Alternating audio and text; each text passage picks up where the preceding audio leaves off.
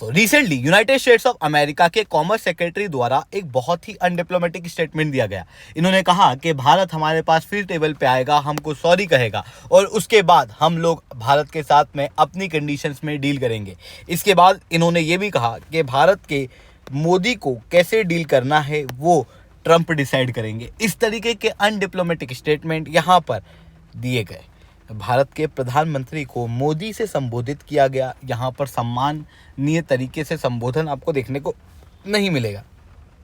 Even इसके पहले अगर आप यूएस प्रेसिडेंट डोनाल्ड ट्रंप की बात करें तो उन्होंने भी कल कहा था कि भारत और रशिया दोनों ही चाइना के पास में जा चुके हैं और हम इनको खो चुके हैं। बट आज सुबह अचानक से ये यू टर्न ले लेते हैं और आज ये कहते हैं कि भारत के प्रधानमंत्री हमारे बहुत अच्छे दोस्त हैं, भारत और यूएस के रिलेशन आने वाले समय में काफ़ी फ्लरिश करेंगे। यानी कि यूएस की पॉलिसी काफ़ी ज़्यादा अनप्रेडिक्टेबल और कंफ्यूज्ड है रिगार्डिंग इंडियाज़ नॉन अलाइनमेंट, जिसके चलते इस तरीके के स्टेटमेंट जो है वो आते हुए दिखाई दे रहे हैं।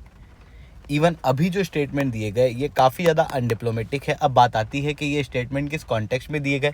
भारत ने जब से शंघाई कोऑपरेशन ऑर्गेनाइजेशन की मीटिंग ज्वाइन की है उसके बाद से ही यूनाइटेड स्टेट्स ऑफ अमेरिका कहीं ना कहीं बौखलाया हुआ पड़ा है। तो दोस्तों हर एक चीज़ को डिटेल में डिस्कस करेंगे, बट उसके पहले आप लोग मेरे साथ में SRC10 टेलीग्राम ग्रुप के ऊपर जुड़ सकते हो। मेरे क्लास की अपडेट PDF सब कुछ आपको हमें मिल जाएगी। यूपीएससी CSE की तैयारी करना है, इंडिया के टॉप एजुकेटर से ऑफलाइन क्लास के अंदर पढ़ना है, आप लोगों के पास में अच्छा मौका है। अनअकैडमी अब केवल ऑनलाइन ही रहा है, अनअकैडमी अब ऑफलाइन भी आ चुका है। हमारे सेंटर्स ऑलरेडी खोले जा चुके हैं, जुड़ना है तो समय पर कॉन्टैक्ट कर सकते हो। इसके अलावा मंथली करंट अफेयर्स की मैगजीन, प्रीवियस ईयर के क्वेश्चन, फिल्म्स के मॉक टेस्ट, NCERT के नोट्स की समरी, इंडिया ईयर बुक की summary free of cost download करना है। नीचे डिस्क्रिप्शन के अंदर मैंने लिंक दी है, वहाँ से आप लोग डाउनलोड कर सकते हो। चलिए दोस्तों अब समझने का प्रयास करते हैं यहाँ पे क्या हुआ है। देखो बेसिकली ये एक तस्वीर है जिसको देखने के बाद हर अमेरिकन की लगभग दिल की धड़कनें बढ़ चुकी हैं और कहीं ना कहीं यूनाइटेड स्टेट्स ऑफ अमेरिका इस तस्वीर को देखने के बाद में बौखलाया हुआ पड़ा है, क्योंकि इन्होंने पहले हमारे ऊपर टैरिफ लगाए, फिर उसके बाद में हम लोगों ने हमारे मार्केट डाइवर्सिफिकेशन की तरफ नज़र डाली, हम लोगों ने हमारी नई अपॉर्चुनिटीज़ की तरफ नज़र डाली और जब हम लोगों ने अपनी अपॉर्चुनिटी दिखाई तो उसके बाद में अमेरिका को ये अपॉर्चुनिटी कहीं ना कहीं हजम नहीं हुई है।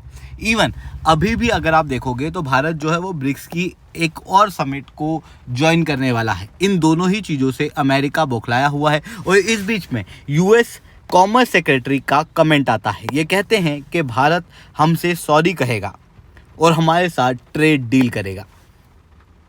इनका कहना यह है कि इस दुनिया में सबसे बड़े 3 मार्केट हैं।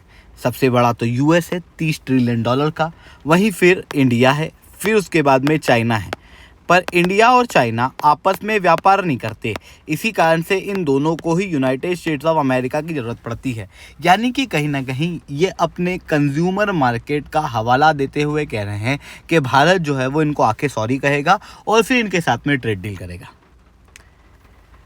और सॉरी किस तरीके से कहेगा उसके लिए भी इन्होंने कहा कि भारत सॉरी कहने के साथ में स्ट्रेटेजिक चॉइसेस जो कि अमेरिका की है उसको मानेगा, जहां पर डोमेस्टिक मार्केट में यूएस गुड्स को ज़्यादा बेहतर एक्सेस दिया जाएगा भारत के द्वारा।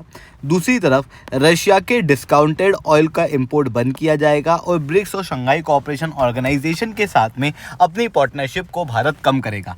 यहाँ पर आप क्लियरली देख सकते हो शंघाई कोऑपरेशन ऑर्गेनाइजेशन और ब्रिक्स को स्पेशली मेंशन किया गया है, क्योंकि वो जो इमेजेस सामने आई हैं और भारत जो आने वाली समिट करने वाला है उससे यूनाइटेड स्टेट्स ऑफ अमेरिका को एक बड़ा खतरा महसूस हो रहा है। क्योंकि देखो चाइना अपने आप को फिर कंसोलिडेट कर रहा है यूनाइटेड स्टेट्स ऑफ अमेरिका के खिलाफ। अभी तक जो चाइना +1 स्ट्रेटजी बहुत अच्छे से काम कर रही थी, अब वो कहीं ना कहीं कमज़ोर पड़ेगी, क्योंकि यूनाइटेड स्टेट्स ऑफ अमेरिका ने अपने जो अलाइज हैं उनके साथ में अपने रिलेशन को कमज़ोर कर लिया है और वहीं चाइना अपने अलाइज को और ज़्यादा क्लोज लेके आ रहा है। रशिया, नॉर्थ कोरिया जैसी कंट्रियां आप क्लियरली देख सकते हो।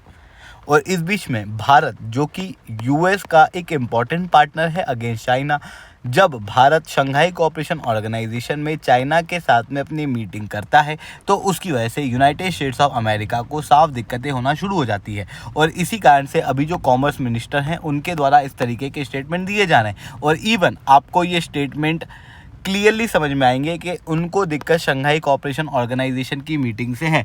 यहाँ पर देखना, इन्होंने कहा कि शंघाई कोऑपरेशन ऑर्गेनाइजेशन के अंदर जो मीटिंग हुई वो केवल एक ब्रावाडो है, यहाँ पर कोई एक बहुत बड़ी बात नहीं है। ये केवल भारत के ऊपर टैरिफ लगे तो कनाडा ने कैसे टैरिफ लगने के बाद में शुरुआत में कॉन्फिडेंस शो किया था, बाद में इकोनॉमिक क्राइसिस झेला, सिमिलर सिचुएशन भारत की भी होगी, ये भी इन्होंने कहा। बट यहाँ पर ये चीज़ जो है वो फैक्चुअली इनकरेक्ट है, क्योंकि कनाडा की अगर मैं बात करूँ तो कनाडा लगभग 75% तक एक्सपोर्ट के लिए यूनाइटेड स्टेट्स ऑफ अमेरिका के ऊपर डिपेंडेंट था। इंडिया के ऐसे हाल नहीं है। वहीं इंडिया जो है वो दुनिया का सबसे अट्रैक्टिव मार्केट है। लगातार टैरिफ लगने के बावजूद भी अमेरिकन कंपनी भारत के अंदर इन्वेस्टमेंट कर रही है, भारत से हायरिंग कंटिन्यू है। वहीं दूसरी तरफ अगर आप देखोगे तो कनाडा जो है उसकी अर्थव्यवस्था इतनी मजबूत नहीं है जितनी आपको भारत को की देखने को मिलेगी। ऐसी कंडीशन में ये बात तो क्लियर है कि भारत की अर्थव्यवस्था के ऊपर असर पड़ेगा, बट कनाडा की तरह हमारी इकोनॉमी क्रिपल नहीं कर जाएगी। उल्टा अमेरिकन इकोनॉमी के ऊपर इन टैरिफ की वजह से ज़्यादा असर पड़ता हुआ दिखाई दे रहा है। रिसेंटली जो डाटा सामने आ रहे हैं उसके अनुसार जुलाई के महीने में यूनाइटेड स्टेट्स ऑफ अमेरिका को ह्यूज ट्रेड डेफिसिट झेलना पड़ा है। इतना ही नहीं दोस्तों, यहाँ पर आप क्लियरली देख सकते हो मूडीज कंपनी, जो कि अभी तक अमेरिकन बॉन्ड को सर चढ़ाए हुए थी, इनके द्वारा कहा जा रहा है कि US economy on the brink of recession है। इवन यूएस की इकोनॉमी स्टैगफ्लेशन की तरफ आगे बढ़ रही है, ये रिसेंटली बैंक ऑफ अमेरिका के द्वारा भी कहा गया है। हालांकि अमेरिका के अंदर आने वाले जो रिसेशंस हैं वो कोई बहुत अच्छी खबर हमारे लिए नहीं है, क्योंकि United states of America global level पे एक बहुत ही मजबूत अर्थव्यवस्था है। ऐसी कंडीशन में वहाँ का इकोनॉमिक क्राइसिस पूरे ग्लोबल लेवल पे इकोनॉमिक क्राइसिस के रूप में अनफोल्ड होता है। ऐसी कंडीशन में अमेरिका के अंदर इकोनॉमिक क्राइसिस ऐसी कोई बहुत अच्छी खबर नहीं है। बट आप यहाँ पर क्लियरली ये देख सकते हो कि जो टैरिफ पॉलिसी है उसकी वजह से अमेरिका के ऊपर बैकफायर होता हुआ दिखाई दे रहा है। वहीं अगर मैं बात करूँ इंडिया की पोजीशन की, तो इंडिया इस तरीके के confusing statement, undiplomatic statement America के खिलाफ नहीं देता। भारत की जो डिप्लोमेसी है वो काफ़ी हद तक मैच्योर डिप्लोमेसी है, जो आप क्लियरली यहाँ पर देख सकते हो। भारत का स्टैंड क्लियर है कि हम नवंबर 2025 तक बायलैटरल ट्रेड एग्रीमेंट अमेरिका से कर लेंगे।